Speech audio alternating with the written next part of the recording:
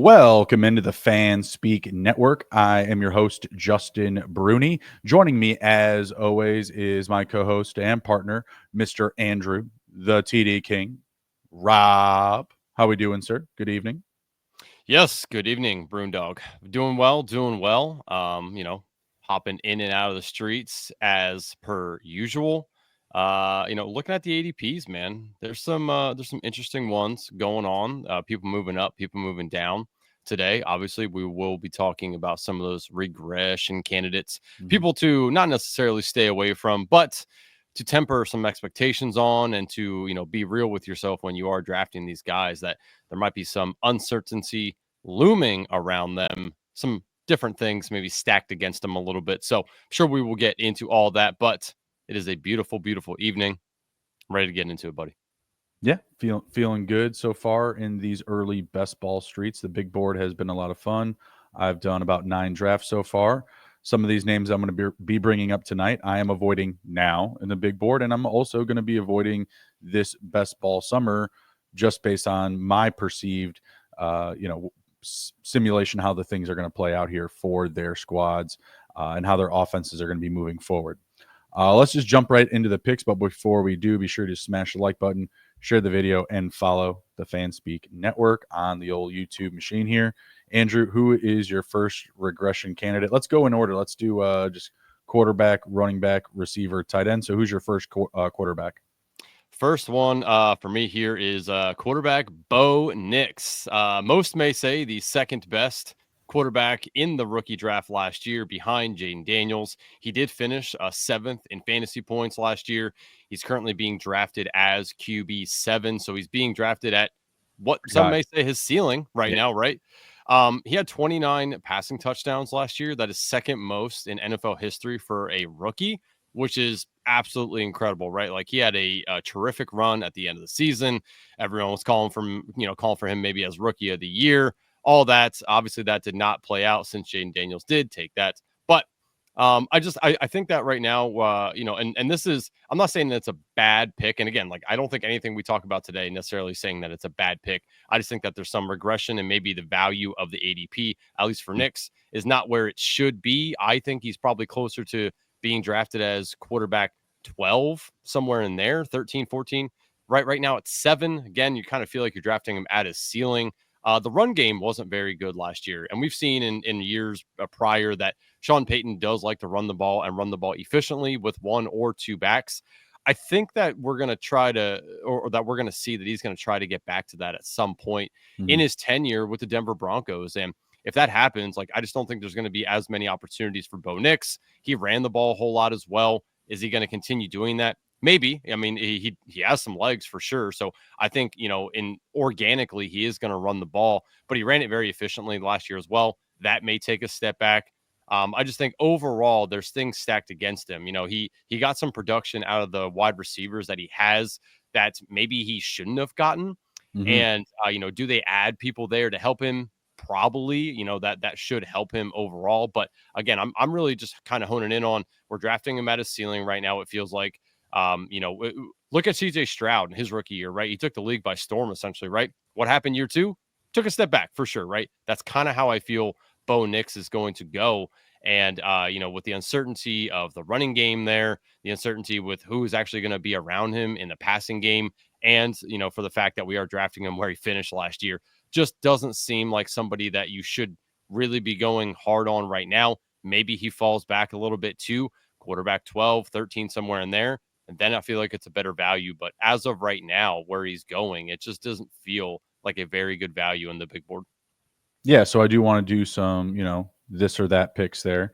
He is at QB7. I agree. Very high. Just going through some names here. Who would you rather have, Jordan Love or Bo Nix? Love. Okay. Massive ADP difference there. Jordan Love going at 109, Bo Nix going at 85. So pretty big difference. All right. Caleb Williams, Bo Nix. Where's Williams going? QB 12. Yeah, I'll probably still take Williams. I like the cast around him, and with Ben Johnson coming to town, I'll take Williams. Ooh. Better days are coming for Caleb Williams. Better days are coming. Remember what everyone thought about Jared Goff before Ben Johnson? Oh my goodness. Oh, I mean, you called a bus driver. I mean, He almost appearance on the show, by the way. That was in consideration for me with the uncertainty of the Lions. But yeah, I would say Caleb Williams. yeah, and like we've seen before, like Jared Goff been a massive value, right? No dissimilar Now, before the I will tell you if they're switched, if Mhm. Williams was going 7 right now and Knicks, I would prefer the value on Knicks at that point. But Sure, where sure. Williams Yeah, is I going, think if you were getting Caleb at 7, that I would be saying the same thing. You're probably getting him at his ceiling. I think Caleb's a yeah. good value where he's going. Brock Purdy or Bo Nix? Ooh, that's interesting because I do think Purdy regresses to the positive with touchdown passes, Mhm. with the uncertainty of what's going to happen with that run game. Overall, I kind of like Purdy there. And remind me, where's Purdy going? He's at QB 11. I'm just going up from like QB 13 here Yeah, because my assumption is that most of these guys after QB 13, you're probably just going to slam Nix regardless. yeah, it's close for me there, but I'd probably still take Purdy. Okay. I think Purdy's the pick there as well. And so far, I've agreed with all of these. Kyler Murray or Bo Nix? Murray. Jared Goff or Bo Nix? Yeah, that again, like the uncertainty of golf scares me a little bit, but the surrounding cast of Mhm. golf versus Knicks is wildly different. So I will still take golf. And then Baker Mayfield. Again, like new OC, is Godwin back? That one's probably a lot closer than I want it to be in my mind because I love Mhm. Baker and he has done very well. But Baker has moved up the board as well. So those guys it's extremely close. But I'll give the nod to Baker just because fucking love Baker. Oh yeah, absolutely. And I wouldn't be too worried about Baker. Getting John Grizzard in there. He was a game manager for them last year on the offensive coordination staff. So I think you're going to be in a good spot with him. There's going to be a lot of continuality from last year's offense to this year. Slam dunk Baker over Bo Nix. Here's a tough one. Bo Nix definitely had more production, more fantasy points than this quarterback last year. Patrick Mahomes, Bo Nix. Same ADP. Well, Patrick Mahomes higher, but I've seen him fall to 85 plus for sure. I've seen him fall this far. 15 picks. Yeah, man. You know what I like about Knicks in the situation for drafts is that you can get his pieces later than you can Mahomes. Mm-hmm. I like Mahomes better, but if you're in a spot where you haven't drafted a QB yet, right, and you really want it to make sense for yourself, Knicks is probably the pick now because unless you have Rice or Worthy or somebody that you want to pair with Mahomes, Mm-hmm. I probably lean Knicks just because of how you can get the pieces that surround him. So Mm-hmm. so I'll go Knicks there. And plus, he's going to run the ball more than Mahomes will overall. Mahomes True. isn't playing playoff football Every week. every day, Yeah. or correct. So I I'll would take Knicks. only push back on. I would only push back on this that the Kansas City Chiefs are going to go hunting for talent. Like, there's no way that they just come back next year like, oh, yep, we went to the Super Bowl again. No big deal. We can do it with these receivers. We can do it with Travis Kelsey. There's no way. Like, there is going to be an correction, excuse me, from Kansas City. I think that right now, actually, Mahomes, you might be able to get a little bit better love on because as soon as they make one big splashy move, you're going to see Mahomes go up. And I'm with you. Bo Nix here, definitely overvalued. I think the market probably does correct this value the deeper we get into best ball summer. So I think that you'll get a better value for him. And that's why I agree with you most here is this is just far too high a cost.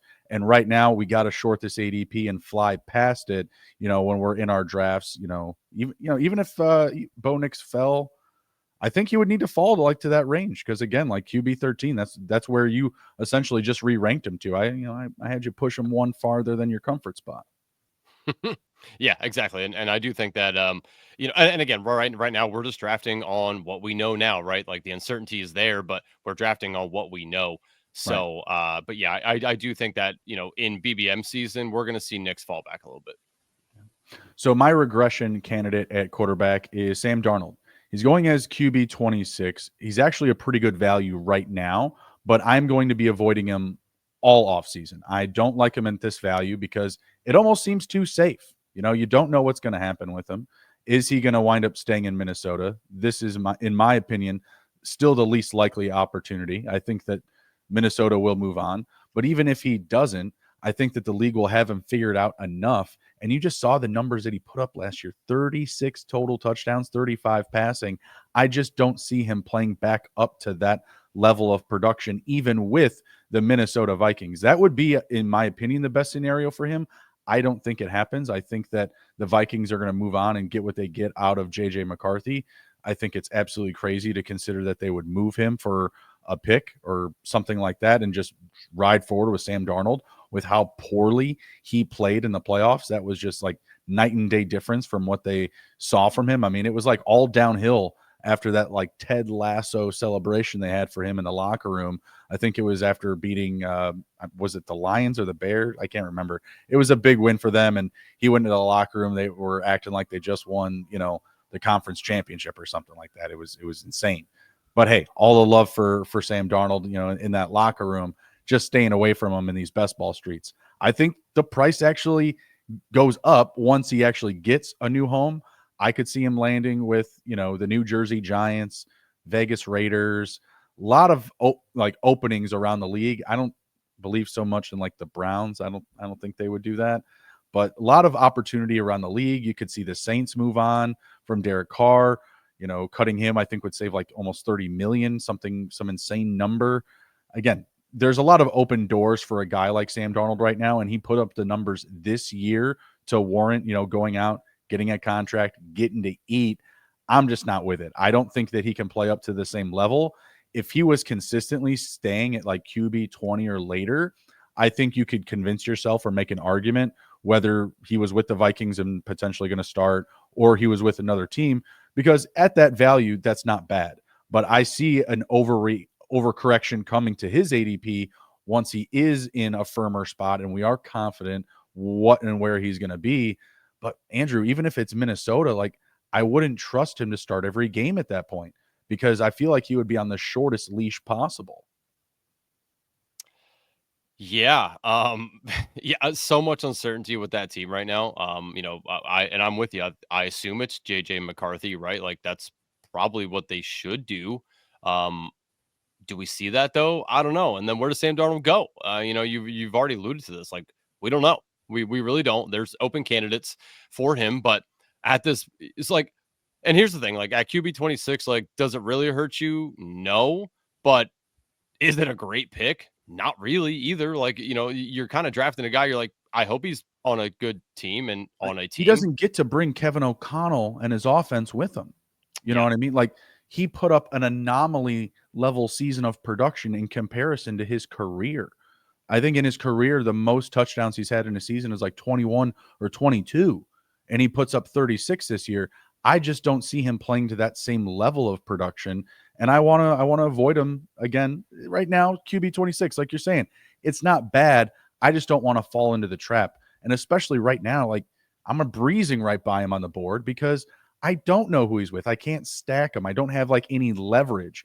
If you had some leverage to stack him at that value, you could tell yourself a story. Hey, my second, my third quarterback, whatever, no problem.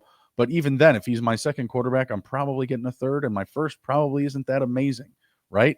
So I just don't feel like that's a path I want to push myself down. I love value QB. I'm looking at where like Dak Prescott is going, and I would certainly much rather have him at like, what is it? He's at ADP 122, QB 16. That's a guy with like top 5 potential. I don't see Sam Darnold being in that same type of conversation. I know, again, a little bit of difference in ADP between those two even, but it's really not that far off. I mean, I'll pick 122 to pick 167, and you're making up 10 spots at QB between QB 26 and QB 16. It's just meaning that's when everybody's not letting them fall off the cliff, in between that pick range, which is what, going round 12, round 11, somewhere in that range for those type of numbers. Yeah. So if you're in a draft, right, and you have let's say JJ, right, and you're looking for a second quarterback, and I have McCarthy. JJ McCarthy. No. I'm sorry. You have JJ like Jefferson. Okay, sure. So you have Jefferson, right? You're looking for a second QB. You're coming down the board here. JJ McCarthy and Sam Darnold staring you in the face. What's your click? It's probably JJ McCarthy based on my gut, but I don't want to do it. I probably just pass it up, and I don't have that stack today. me being a volume drafter, I'm going to have the opportunity to bring that back at some point. I'll have to pay the cost, but the cost will be appropriate versus the risk I'm taking now. So I'm okay, not like, oh, if I have to get the right stack to win the big board competition right now. I just don't think that that's going to be the secret sauce or the magic ingredient here. Yep. Yeah. No, I agree with you. Let's play the game with you real quick here. Trevor Lawrence, Sam Darnold. Easy click on Trevor Lawrence. You bringing over Liam Cohen from the Tampa Bay Buccaneers is going to be huge for that offense. Liam came into the Jaguars offense and completely turned around their rush game. They went from a league low 88 rush yards per game to over, I think, 120, atop of the league for the Tampa Bay Buccaneers last season. You look at what he did with Bucky Irving and Tank Bigsby, or I'm sorry, Bucky Irving and Rashad White, and now what he can do with Tank Bigsby, Travis Etienne, obviously complemented by Trevor Lawrence and that offense. I would definitely be looking at Trevor there pretty hard. Bryce Young or Darnold? Bryce Young, easy click. Bryce Young, easily. Okay. Easy click. Justin Fields, Sam Darnold. I think that Justin will be the better pick here once you just know where he's going. I think it's a situation where, Fields, if he gets to be a starter, or if he just gets like low level competition, like he went to like Vegas and had to compete with like, Gardner Minshew, it's his job. You know what I mean? Like if he had a situation like that, I think his value pole vaults for sure. It's just the rushing upside. You look what Anthony Richardson was able to do with limited opportunity. You just have to run, and he obviously has shown passing acumen to a degree. Not there with consistency, but enough to be of recognizable fantasy value. People were picking him last year in the big board competition. Oh, you can't pass up this rushing upside. No one even knew where he was going to be. Everyone thought he was going to be like a starter for Atlanta. Yeah. Let's Derek Carr or Sam Darnold. Probably still Derek Carr. I mean, I've gotten more consistency out of him, and I feel like you get a safer baseline for that ADP. All right. Let's give you just one rookie here. Shador Sanders or Darnold. I'd probably go Shadir, but that doesn't feel as good. I probably just don't get him either until I know where he plays. Okay. Yeah. So I mean, you're really just one share. Yeah, I mean, you're really you're really not. Well, what about Stafford? Stafford or Darnold? Stafford's fine. Stafford's like on the trade block right now. Like Stafford and Carr, like it doesn't sound good saying it. It doesn't sound good after this year, like what you saw from Darnold and what you saw from Stafford and Carr. Like obviously Carr got hurt. Stafford, like, oh my God, the like watching him go out this year, it looked like horrifying. But those guys are on the block. And if you tell me one of them is on, I don't know, the New York Giants with, Malik Neighbors, Drew Lock and Malik Neighbors won people a bunch of money in week 17 last year. You know what I'm saying? Like you could talk me into something. Same thing. If they were going to go to, I don't know, one of them were to go, well, Derek Carr wouldn't go back to the Raiders. We'd probably say Stafford would go to the Raiders. And maybe they're like, oh, we bring in the Devontae Adams back too. Wow, that's crazy, but that's cool. That'll help. I could talk myself into a story for those guys. I just can't believe it was Sam Darnold based off of what I've seen in the past. And I don't imagine, again, even if he plays for the Vikings, even if he comes back, he's going to be on a really short leash. And if we see any consistency or replication of his playoff, appearance, I think he's going to be benched. Okay. Yeah. So you pretty much have him below a lot of the guys that are going around him. So it kind of just sounds like you're out on Darnold until we see otherwise. Short the ADP. Again, I think if you're getting him, another, I don't know, 10 QBs later, 8 QBs later, you just rattled off a bunch of names. I don't know if they're all after him or before him. But again, in that range, it sounds like I have some comfier picks. Yeah. Okay. On to running backs. All right. Running back up to me, and this pains me to say it because I absolutely love this running back. He's been a best ball darling for me, was last year. I'll still be picking him this year. Again, we're not saying that these regression candidates are non-picks. They're just guys that have some things stacked against them, right? Unfortunately for me, David Montgomery finished RB17 last year, currently being drafted as RB20. Okay, so first off, new offensive coordinator coming to town. What does that mean for them, right? Are we going to see an uptick in passing? Are we going to see an uptick in the splits between Gibbs and Monty? I don't think they draft anybody to come in, to take over for Monty, especially since he signed a new deal. So I don't think that that's in the equation here for them. But one thing I can't get my head wrapped around is the offense going to stay the same as far as efficiency, or are they going to take a step back? If they take a step back, the offense may have a little bit of uptick in the passing game. If that happens, I think that edges out Monty a little bit more than it does Gibbs. So that's, a strike against him as well. And obviously, Gibbs is the real deal. I don't think that they are going to take the ball out of his hands more to give Monty more work. If anything, it's going to go the opposite direction. And like I said, I absolutely love David Montgomery. I just feel like he's going to take a little bit of a step back. Last year, 12 touchdowns, did miss a few games, 3 at the end of the year. Was very efficient with his touches. He had 775 yards, 185 attempts. So I don't think that we see those attempts skyrocket by any means. If anything, maybe they stay around the same. He's going to have to be pretty efficient, especially with touchdowns, to finish roughly where he did last year. Mm-hmm. So being drafted 3 picks behind where he finished, again, not a terrible pick. Somebody that you want to get on some of your teams, but not a guy that I think you want to go overboard and get 20, 25% of, right? Now, if he keeps falling down the board, that'll change. But the regression can come for Dave Montgomery in the fact of the offense may not just be as good as it has been. His weekly finishes last year as let's say, a 15 or higher. He had 12 week 1, 8 week 3, 5 week 6, 14 week 8, 13 week 10, 4 week 11, 11 for week 12, and 11 week 14. So he had 1, 2, 3, 4, 5, 6, 7, almost 8 because he had 16. Oh, no, actually 8, almost 9 because he had 16 week 4. That's 9 weeks potentially that he was better than RB 15.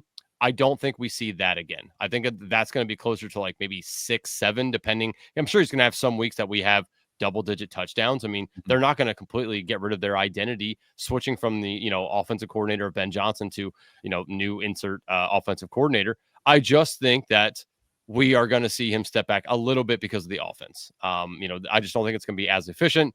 And I think Gibbs is going to have to load more of the work on his back than they are going to give for David Montgomery. So unfortunately, I hate to say that, but I do think Montgomery takes a little bit of a step back.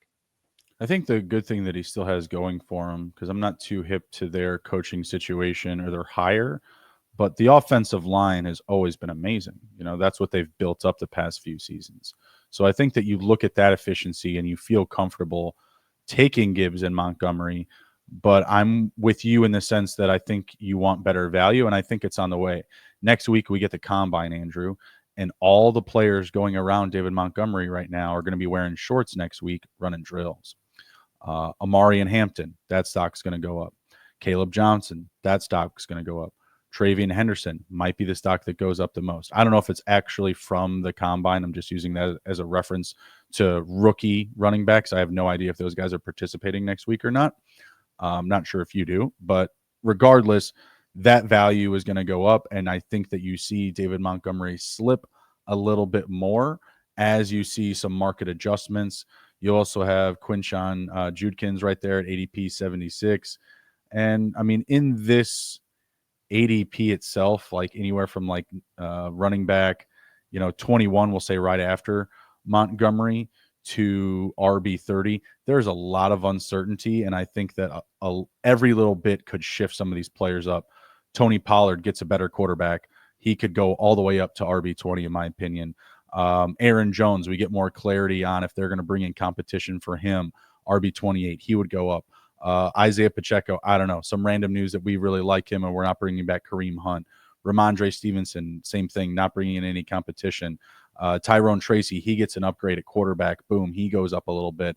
And those are guys I've mentioned after some of those top tier rookies. So I'm with you right now. I want to short the ADP. I want to blow past it and maybe get some of these more unique options that may fall. He could be one of those guys that fall as well. But I think there's just enough uncertainty here, literally from RB 19 to RB, you call it even 32, bring in J.K. Dobbins and Travis Etienne.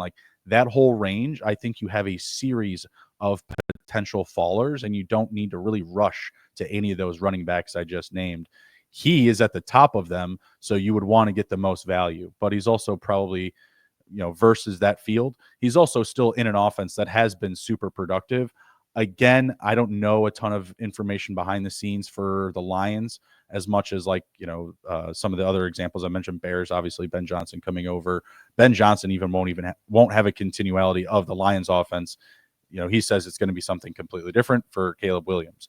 My guess is, they built up that offense for Jared Goff with that methodology, making it easier for him, making the reads quicker, more RPOs and things like that. I think that they're going to be fine. And again, you lean into the efficiency of that Detroit Lions offense. But again, I'm with you. Let's blow past the ADP for now. Let's see some other situations unfold and maybe let the value, build itself. Because I think that we're still in on David Montgomery, still a red zone threat. But RB20 right now, with the uncertainty of some of those other players around him, I'm going to wait for some dips here. Yes. 100% agree. Like I said, it's not that I want to stay away from David Montgomery. I just want to let that ADP come down just a little bit before I really get back in on him. And I think we just need to temper expectations on what we know of David Montgomery and what we think might happen here going into 2025. Yeah, I think we're going to split that difference. At RB20, I could easily see him coming up to like 25 or 26 and, being literally like half a round better. That could push you, into another round, building some better value into your lineups. Yeah, and again, like this is we should have named the show, a way too early regression candidates, because obviously all this could go out of the window in a month or two from now. I'm sticking to mine. Speaking of which, my next pick, before we do it, smash the like button, share the video, follow the FanSpeak Network. I've got James Cook, a hyper efficient James Cook. He had 18 touchdowns this season, Andrew. 18. You know what's interesting about that? The year prior, he had 6. He had less touches this season, Andrew. 2 years ago, 237 carries to this past year, 207. Huh? He went from 2 rushing touchdowns to 16. That's crazy. He had 44 receptions 2 years ago, 445 receiving yards. Last year, hey, pretty good. 32 catches, 258. But regression nonetheless is just very interesting to me to see some of these key notes here, only going for about 160 plus or 1,260 plus, all-purpose yards last season. He only put up 40 more fantasy points than the year prior, and he scored, Andrew, 12 more touchdowns. Make that make sense. I think the reinforcements of Ray Davis, the volatility of the offense, especially the passing offense this season, was able to push or pole vault James Cook forward literally into the end zone a handful of times, quite literally. And I think that his fantasy stock was overvalued this year. And I find it very, very difficult for him to replicate this threshold again in 2025. I think the passing offense gets better. Keon Coleman, ouch. Didn't like what I got out of Keon Coleman this year, but I think it does get better. And they're a team that I think also they just can't sit around and wait for, things to just like, oh, we'll just beat the Chiefs next year. They looked terrible in the Super Bowl. We'll be fine. No, they have to go out and get more reinforcements, whether it be at receiver, even at tight end. I know you're a big Dalton Kincaid fan, but they just didn't have it. Like the playmakers weren't really there outside of Josh Allen and this hyper efficient version of James Cook. And of course, Mac Hollins, who we just love on this network, leading the wide receivers in snaps. There has to be a correction there. So combining some serious regression, at least in the touchdown department, this is really no dissimilar to like my regression pick last year of Raheem Mostert. What goes up must come down. It's just as simple as that. A guy like James Cook isn't going to replicate you 15 plus total touchdowns in back-to-back seasons. Is he in an offense that can do it? Yes, but it's an offense that is, going to these massive AFC battles outgunned. It's just as simple as that. We thought they had the Chiefs. Again, they didn't. They never do. I mean, they can't sit around and wait for, the Chiefs to do the same thing and overcorrect the roster and the depth chart. So I think there are going to be some big changes coming to this offense. A la James Cook, we're parking it. We're bringing those numbers down a little bit. 250 total fantasy points, half point PPR, Andrew. Over under for next season. What do you think? 250. That's exactly what he finished this year. I'll give you 249.5. Man. I think that's tough. That is tough. I'll go under just because I do think that they are going to have an uptick in pass attempts a little bit, and obviously we know Josh Allen can poach touchdowns just like any other running quarterback, right? So yeah, I would say under. But that's tough. That's a really good line. It's the exact number he put up this year. It's the exact Yeah, number. The year prior, again, like, he had more rushing yards 2 years ago. He had more receiving yards 2 years ago, and he had 40 fantasy points less. It's all the touchdowns. He already regressed. Yeah. That is a tough one. I would say under. But I mean, it's not like he can't do it again. It's just the likelihood of him doing again is just Well, so like the what, maybe likelihood of him 25%? doing it combined with his cost at RB 13, like there's no way I could take him over Kyron Williams. Joe Mixon just been doing it. Joe Mixon put up 222 last year, 241 the year before that, 210 the year before that, 266 the year before that. Consistent, just gets it done. Chuba Hubbard, that might be tough, but that's so tough. That's so tough because I think Chuba can go forward. No Johnny Brooks. They already said no Johnny Brooks in 2025. I wasted a draft taking a pick of Johnny Brooks. Never forget. Never forget. It's only one share. Chase Brown is one spot ahead of him. I mean, honestly, I could talk some folks, I think, into some Chase Brown regression as well. So, I mean, there's maybe a few names there. James Cook or Breece Hall? Who would you prefer for next year? James Cook. James Cook. Interesting. Yeah. Well, and that's because, I mean, you're talking to a Braylon Allen guy though. So. Yeah, sure. I know. I get that, but I mean, I think Breece Hall was like, that was criminal what they did to him this year. I mean, he was the RB1, Andrew. Like, yeah, but uncertainty at quarterback position there too. Yeah, no, you're right. You're right. I mean, we don't know what we're going to get there, but man, I would just love if they just got somebody that would just throw the ball a ton to Breece Hall. My goodness. Breece Hall deserves it, man. He deserves it. Breece Hall, by the way, 2 years ago, 252. Bucky Irving. James Cook. Bucky. Yeah, Bucky's a pretty easy one. He put up 220 this year, but he had more rushing yards. He had like 1,122 rush yards. Yeah. Way more. All right. Any pushback there? Any other comments before we move on to receiver? No, I wouldn't say pushback per se, but I mean, like, I don't really mind his ADP with knowing that he's on a really good offense. Again, this is right now. If they add somebody in the draft or show us that they're going to do something different, then that obviously changes it. I think though, when you pointed out what he did the year prior and what he just did this past year, I think a lot of that is Joe Brady, right? Like, we kind of saw him come in and he all of a sudden just wanted to get the running back way more involved, which is great for James Cook. But like you said, they didn't really get a whole lot of production out of their wide receivers like we expected them to. I think we do see that come back a little bit this coming year. So I think his ADP is fine, but I agree with you. Like, regression's probably coming for him. All right, who you got up at receiver? Receiver for me, it is Mr. Jordan Addison. So we got some a few things here. First off, he's being drafted as wide receiver 29. That's a pretty fair value, actually, because he finished as wide receiver 18, but that was with the hands of Sam Darnold passing him the ball.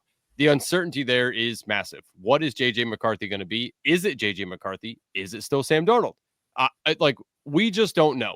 So I think that's why we see his ADP slip a little bit here to 29, which, again, very fair value. I'm not saying that it's not saying not to draft him. I just think that his uncertainty at quarterback is a massive drop off in my mind. If it goes from Sam Darnold to JJ McCarthy, we could see him finish, not 18, probably closer to 28, right? And again, that's where he's being drafted right now, so that's fine. But that's not necessarily something that you want to look at and be like, oh, okay, like, good. I like that. Are they going to add a pass catcher? That's something that is stuck in my mind as well. They have Justin Jefferson, they have Addison, they have Hawkinson, kind of, right? Like, we kind of see it, and he's there. What are we going to get from him? We're not 100% sure because he was hurt a lot last year. So, do they add a pass catcher? Are they going to upgrade their running back position? Aaron Jones, no spring chicken anymore. Don't really have a whole lot of confidence of anybody behind him. I assume they're going to add something. Do they try to run the ball more than they have? If I was a betting man, which I am, I'm going to say yes. I think that they are going to try to run the ball a little bit more, at least than they have been. That takes opportunities away from Jordan Addison. So, just a combination of upgraded running back potentially, adding a pass catcher, uncertainty of quarterback. It's just not something I want to go balls deep on right now at drafting him. Again, fair value of wide receiver 29, but I think that's it's kind of skewed a little bit, right, on where you're drafting him and what could potentially happen here. Just because you draft him at wide receiver 28, 29 doesn't mean that he's going to finish there or have a lot of weeks that he finishes as like a wide receiver 1 or mid-range 2 for you. Like there could be some real stinkers in there for Jordan Addison. Again, best ball, we kind of, can, zig and zag away from those with other players. But just right now, I think that we're going to see some regression incoming for him from wide receiver 17 last year, probably down to the closer of the mid 20s to late 20s, really depending on what happens with that quarterback situation. McCarthy looked good right before he had to go have that surgery last year. So that gave us a little bit of hope, but we just don't know that that's going to happen for him, this year, that, McCarthy's going to look good and that, he's not going to have some vultured shit away from him from a pass catcher that's not even on the team right now. No, and I fully agree here. This is very similar to my last pick. What goes up must come down. 10 total touchdowns on, what is it, 68 touches. That's, I think, going to be difficult to replicate, especially if you're moving forward with JJ McCarthy and you're retooling other parts of the offense, like you said. Like you're retooling the running back room. I think Aaron Jones is back there. I think he was like RB8 last year. He actually put up good numbers. But again, that was in an offense that was hyper efficient all year long, and you had like this, surprise out of nowhere in Sam Darnold. So I think that we do need to temper our expectations outside, of course, Justin Jefferson, who we just know is going to do it. Doesn't really matter who's there. As long as he's got someone to throw him the ball, JJ Jettis can go up and get it. So there is that confidence. He's always going to be going in like that high-end range. But I think I'm with you. Some of these other weapons we do need to reconsider. Addison at wide receiver 29 feels like kind of a cliff, kind of a big fall off. Right before him, you have Devontae Adams, DK Metcalf, Roma Dunze, Tet McMillan, Rashee Rice. Right after him, you have some more question marks. You have Jalen Waddle, Chris Olave, George Pickens. Not really so much a question mark in Courtland Sutton. I would probably bring Courtland Sutton right there above probably even Devontae Adams and DK. I'd bring him all the way up to like wide receiver 27. Jerry Jeudy, Chris Godwin, Jaden Reed, like a lot of uncertainty here, and he feels like he's at the top of that cliff. I feel like you almost want to be pretty not settled at wide receiver, but feel really good about your receivers, like ahead of this shelf of Jordan Addison. No, I agree with you though. Again, very efficient, 10 touchdowns, 66, 68 touches, whatever it was. I don't feel like that's going to be replicable. And again, with my hunch of, hey, this is now going to be JJ McCarthy's offense, it's going to be his team, I don't think that's going to bode well for Addison to put up similar type of numbers. Last year, he put up 181 fantasy points. I would assume that he would regress from that. And even the year prior, my goodness, he put up 10 total touchdowns and actually his last 2 seasons and back-to-back seasons. Again, I think that's going to be tough to replicate. Again, literally. Yes. Who do you got, Bruni? Someone also in this range. So I have Jerry Jeudy. Got a ton of targets last year, 145 targets, 90 receptions. Not really that efficient, like a lot of missed balls there. But then take a look around and see what he was working with. Jameis Winston, Deshaun Watson, whatever third, fourth, fifth string quarterback that they had in there at one point. It wasn't great, but Jerry was like the highlight show. It was Jerry's world there in Cleveland for a minute. 14.4 receiving yards per reception. He put up nearly 1,300 yards, 1229, almost, right up there on 90 receptions. Only 4 touchdowns, 195 total points. I don't see him replicating that, even if they bring in, like, there's no free agent that they would bring in that would give me the confidence that he would be that efficient again.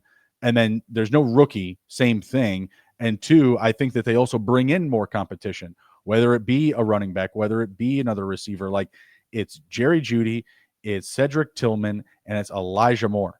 That is not enough. David Njoku, he plays a big role in the passing and receiving game as well.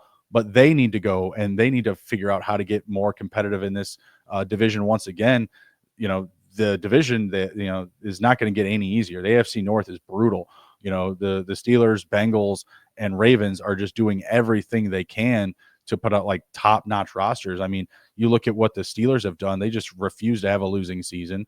The Bengals, you got the QB1 gunslinger in Joe Burrow. I guess Lamar did finish ahead of him, but it didn't feel like that way down the stretch of the season.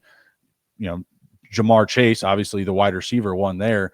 They were a high-flying offense. And then you have the Ravens doing what they're doing with, Lamar and Henry.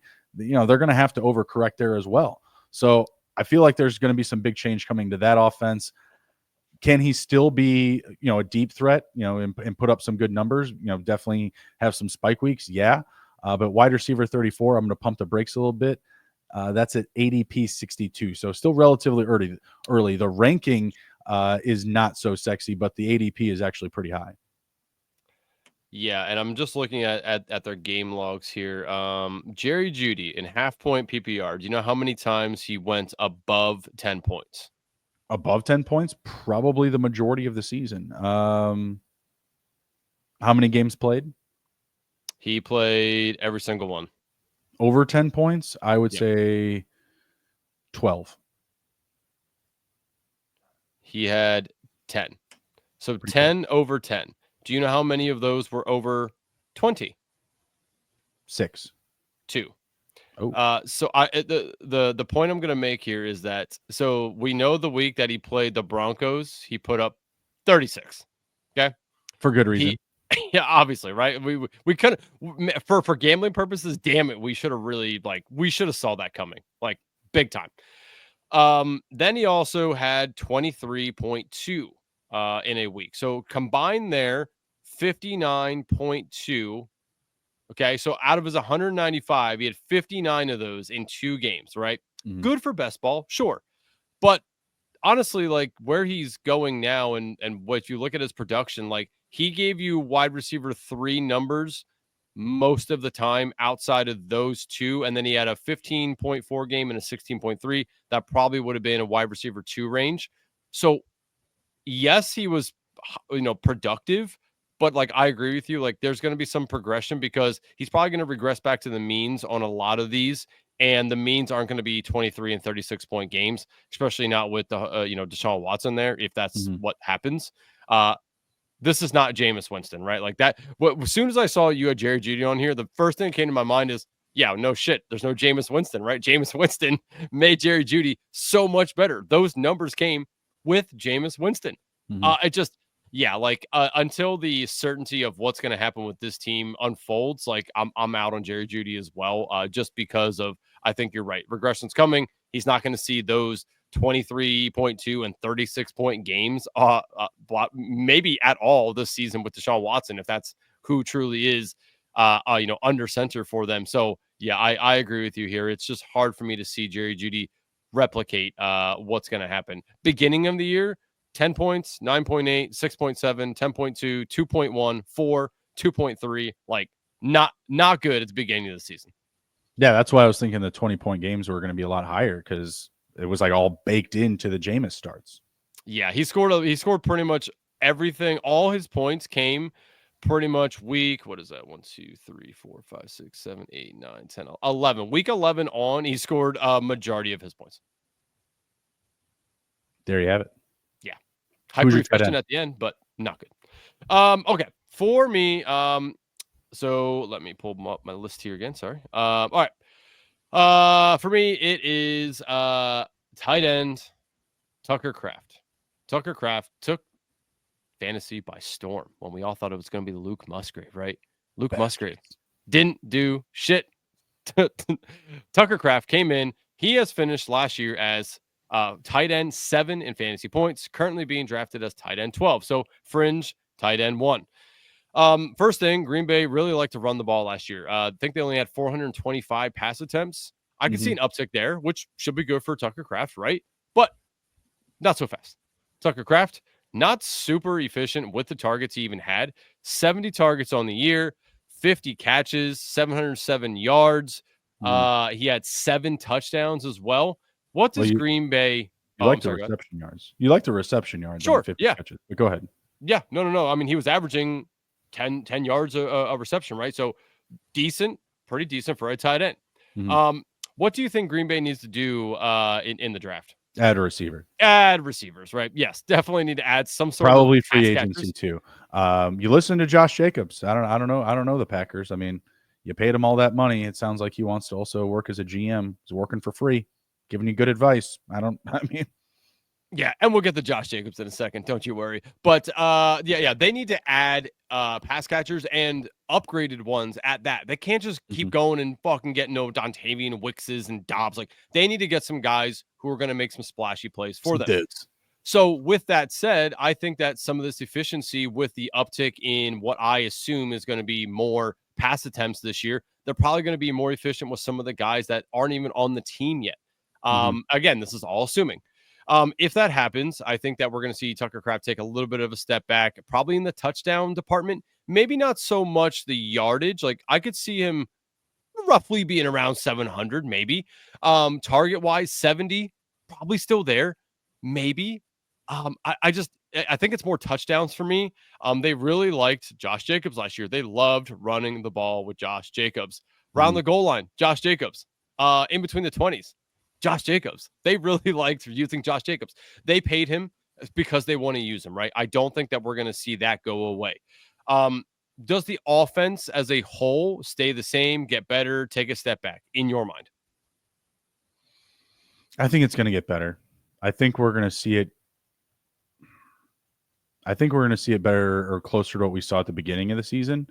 I think that Jordan Love was really beat up this year. Like it felt like he was either like this close to being gone for the season or being in the lineup like every single week. You know what I mean? Like you never really had a lot of confidence in the offense. I felt because it always seemed like the quarterback was beaten up or recovering from something, just constantly being on the Q tag. And I think that does play a lot into the regression of their receivers this year. Like it wasn't really that sexy. Reed had a good start to the season. Dobbs had a good finish. Dontavian Wicks was on the side of a milk carton. Did not live up to expectations, and you saw it. Like you saw them lacking, but you also see how they split. The receivers, and I think with a fully healthy Packers, you could even see Tucker Kraft playing less snaps than last year. He did lead the position for yards per reception, which was just under 10. So that is like a nod. And I think gives him some value at his ADP. There's a lot of names I'm clicking after Tucker Kraft. Yeah, and I'm glad that you said that you think the offense is going to get better. So because so do I. And with Mm-hmm. that though, I do think that the opportunities that we see of the offense getting better does Mm-hmm. not come in the hands of Tucker Kraft. The Right. other thing that I haven't even mentioned yet is Luke Musgrave. Is he back in the mix? He was not healthy last year. I'm assuming coming into this year, he's going to be healthy. That Mm-hmm. was the guy that they originally drafted to be their guy. So do they bring him back into the mix? If at all, and that's going to hurt Tucker Kraft, right? If Right. unless he's sitting on the fucking bench, I don't think that we're going to see Tucker Kraft be as efficient as we did last year. So if Musgrave's back in, if they continue to run the ball more, if they add pass catchers, that's all working against Tucker Kraft in my mind. I just don't think we see him finish as, tight end 7. And honestly, if all those things happen for the Packers, I don't even think we see him finish as a tight end 1 this year. I Mm-hmm. mean, now he's being drafted at tight end 12, as I said. Do I think it's a terrible pick? No, but do I think you can do better? For sure. So there's just uncertainty with the Packers right now on a few of those things, and I do think that that ultimately will work against Tucker Kraft. So, and I was looking at guys going around him. So Tucker Kraft, Dallas Goddard, he might be on the one last ride with the Eagles. Better pick than Tucker Kraft? Probably, yeah. Better, Probably. still attached to a better offense. And Yep. honestly, the way that I've seen these drafts go, like you're seeing a lot of these guys get paired up with the top guys. You're seeing Tucker Kraft go with a Johnny or a Trey McBride. You're seeing Tucker Kraft go with a Bowers, or whatever, or Goddard and one of those guys, Kelsey and one of those guys.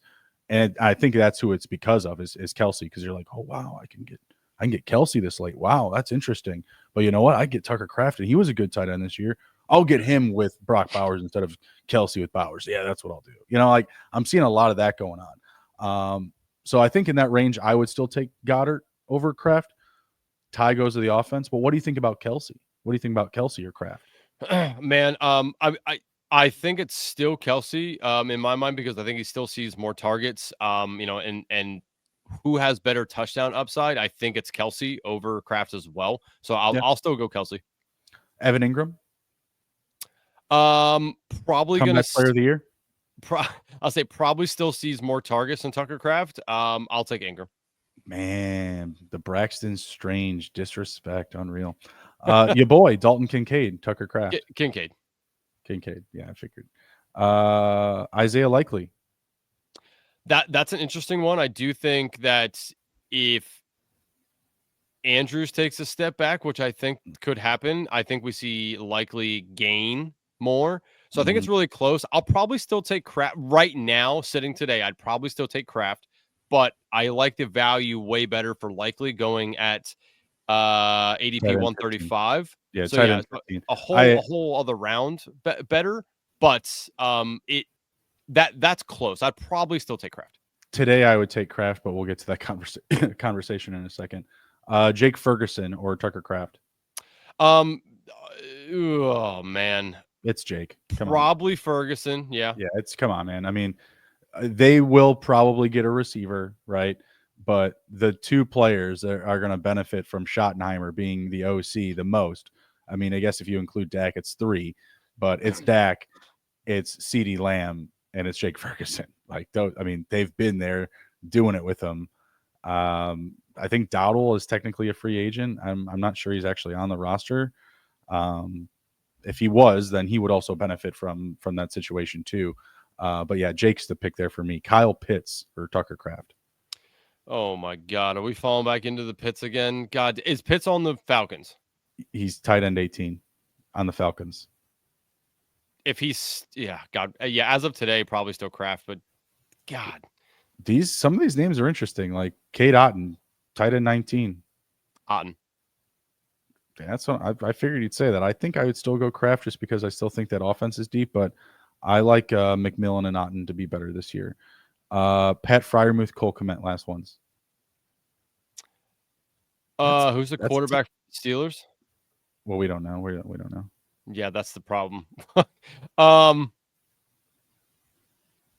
Pat Freiermuth, I mean, who else is there? Yeah, I mean, probably Freiermuth. And Kmet's the one that is, I don't know I could go Kmet right now because, God, they have so many. Kmet is the Roshan Johnson of tight ends right now. What are you talking about? Oh, my God. Yeah, but they have Odunze. They have more. They still have Keenan Allen? Keenan Allen might not be. You know who Keenan Allen said he was opening to play with next year? Who? The Bears and the Chargers. Get the fuck out of here. Oh, dude. Jesus Christ. Get the fuck out of here. The Bear. You want to go back to the Chargers. Get the fuck out. Probably still Kraft there, but that's really close for me. Like, very close. Where's Kmet going? Tight end 21. This is what I'm saying. Like, this it feels deep. Okay, so here's how I answer that question. Who do I think is a better value? Kmet. Who do I think could finish better in the season? Kraft. I think Kmet could easily put up a Sam Laporta season if Keenan Allen can get the fuck out of town. What did Kmet have last year? 96 points. What did Kraft end up with then? What did I say? Oh, a lot more than that. 138. But you look at 2 years ago in an offense that didn't have Keenan Allen, and Cole Kmet put up 73 for 719. Not as good as Kraft, not a downfield threat. But in that type of offense with Ben Johnson at the helm, play calling, I mean, I think folks should be excited about Cole Kmet this year. Yeah, there's just a lot of mouths to feed potentially in that offense. I could see Kmet, like being the outs guy potentially. But again, I mean, you can't really hate on him as tight end 21 off the board right now. A tight end I am going to hate on right now. Sad to do it. We're seeing his backup go at tight end 15, like ahead of starters, and that's Mark Andrews, tight end 6.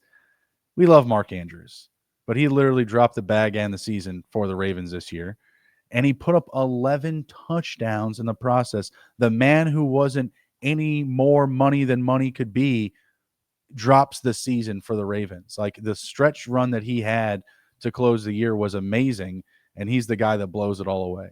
They're talking about him being a potential trade candidate. They're talking about him being on the block. If he were to move to, a prolific offense, my tune could be changed here. But I do think that we're going to see likely play into his role, and we're going to see them add a playmaker, and that touchdown upside is going to go bye-bye. I mean, we saw Lamar progress into an elite passer this year, but I also think that his passing numbers could regress some, because at the end of the season, what did it get you? You had practically 2 MVPs on your team, and Derrick Henry and Lamar Jackson, and it still wasn't good enough, right? So again, I think that they get into the wide receiver market. Tight ends, obviously, they're pretty settled, but Andrews could be a piece to bring in a receiver. And then we have to obviously reevaluate where Andrews goes. Is he going to be a receiver threat? Is he going to be a touchdown threat, and reset from there? Right now, tight end 6, way too rich on a situation where literally the Underdog app, they're bringing you to the well, Andrew. They're bringing you to where the water is. They're showing you Isaiah Likely at tight end 15. He's going ahead of how many starters? Tight end 1s? Jake Ferguson, Kyle Pitts, Cade Otton, Pat Freiermuth, Cole Kmet, Hunter Henry, Zach Ertz, Dalton Schultz. That's almost 10. I mean, like, that is bringing you literally to the water well and saying, here you are, it's free to drink. I think that maybe that could be an overreaction to the end of the season. We saw Likely also being used as a receiver just because Zay Flowers was hurt and they really needed it. So maybe there is some recency bias built into that ADP, but I think Underdog has this one right. And Mark Andrews, not necessarily a liability, but they're paying him a lot. He is a staple of the organization. Don't get me wrong. I don't think that they actually quit on him, but I definitely think that they're going to listen to some offers for sure, given the way that things ended last year and just what they have in Isaiah Likely. I mean, you look at the way Likely started the season, it was amazing. He got hurt. Andrews was able to step in, and they kind of swapped, value from beginning of the season to the end of the season. And Andrews also getting another year older. I don't bring the diabetes thing in there, but, he's got to do a lot to stay on the field. He's got to do a lot. So I think that in 2025, tight end 6 is going to be a bit taller than his ceiling. Yeah, he was very, very efficient at the end of the last year.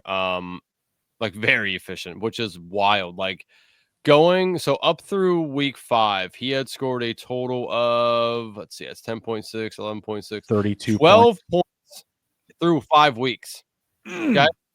Then after that is when he blew up. 12.6, 16.1, 9.6, 12.8. He had 2.6s or 2.2s in there, 12.9, 12.8. Like, he was very good then. But I think you're right. Like, I still like Mark Andrews. But you're right in the fact of Underdog has us drafting Isaiah Likely at 15. Like, that's for a purpose.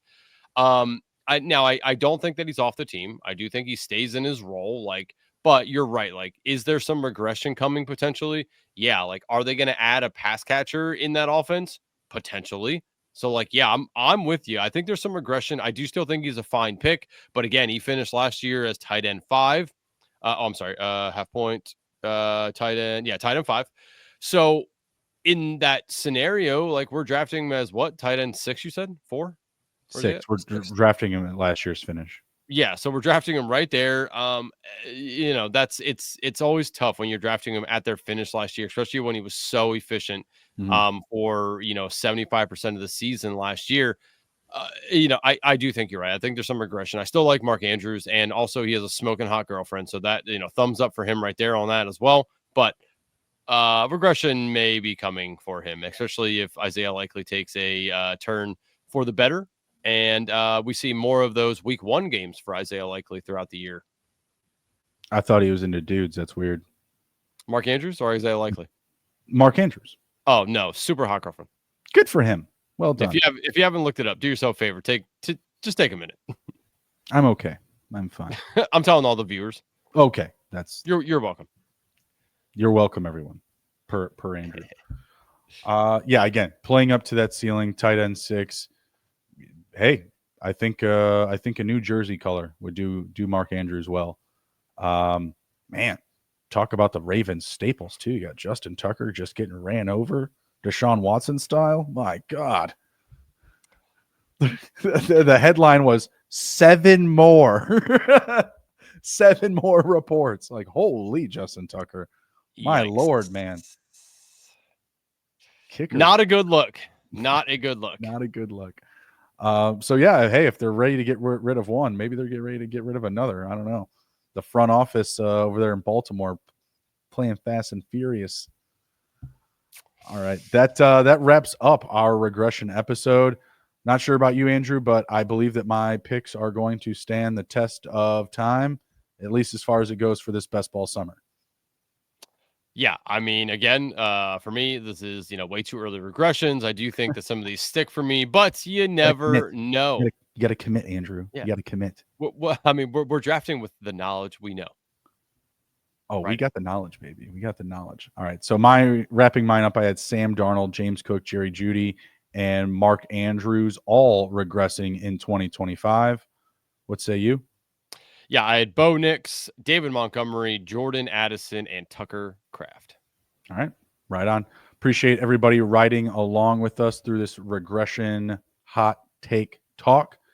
Please drop a thumbs up, smash the like button, share the video, and follow the FanSpeak Network. Take care. We will see you on Wednesday night for another live draft.